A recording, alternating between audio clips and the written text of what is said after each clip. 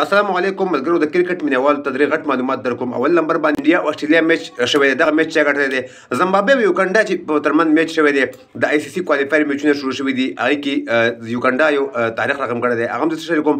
نیشنل ټي 20 کپ شروع شوی دی. په هغې کې اعظم خان باندې جرمانه لګېدل ده، د فلسطین دغه جنډې لګول ده، په کم ځای باندې لګول ده. درې واړه معلومات درته شریک کوم. ویډیو خپله مه ګورئ، مخکې ملګرو سره ضرور شریک کړئ.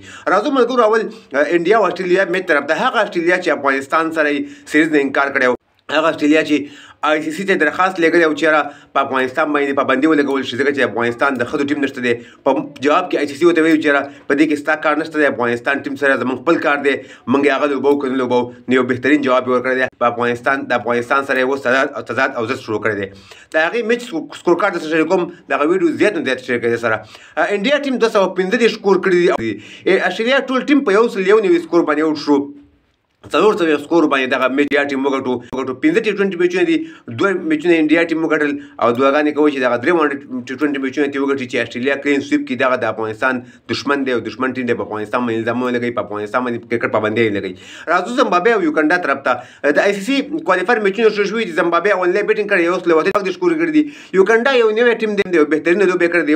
1 سکور زمبابوې چې کوم کړي، 1 سکور هغې پوره کړل، 1 شو کړل. په 19.1 اوور کې هغې هغه سکور پوره کړل او یو غټ اپسیټ، یو غټ تاریخ رقم کو. یوګنډا ټیم زمبابوې ټیم ته شکست ورکړو. درې نمبر باندې اعظم خان طرف ته راځو چې پاکستان کې کوم داخلي ټي 20 کپ چې شروع شوی دی، په هغې کې اعظم خان دغه سکرین باندې تاسو ته ښکاري اعظم خان په خپل بیټ باندې د فلسطین جنډه لګول دی. دغې په وجه باندې پاکستان کرکټ بورډ جرمانه کړی دی. په میچ جرمانه په هغه باندې لګول دی چې هغه لوګو به په بیټ باندې لګي. اعظم خان ورته ویل چې زما په هر یو بیټ باندې دغه لوګو ده، بیټونه دي په هغې باندې دغه لوګو ده، که زما د میچ بیټونه دي په هغې باندې دغه لوګو ده. نو ویل پلیئر اعظم خان یو بهترین کار یې کړی دی. د فلسطین جنډې لګول د فلسطین مې روښانه کړی دی.